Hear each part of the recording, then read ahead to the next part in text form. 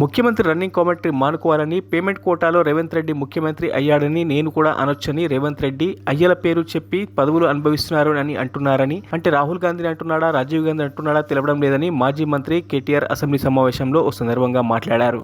అధ్యక్ష, ముఖ్యమంత్రి గారికి సహనము, సంయమనము, ఓపిక ఉండాలి అధ్యక్ష. మాటి మాటికి ఓపిక కోల్పోయి ఈ రన్నింగ్ కామెంటరీ అవసరం అధ్యక్ష.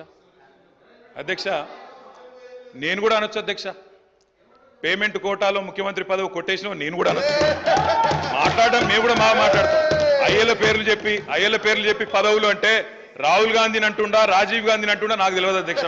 ఎవరిని అంటుండ అధ్యక్ష? ఆయన ఎవరి గురించి మాట్లాడుతున్నాడు ఇప్పుడు? మినిస్టర్ గారు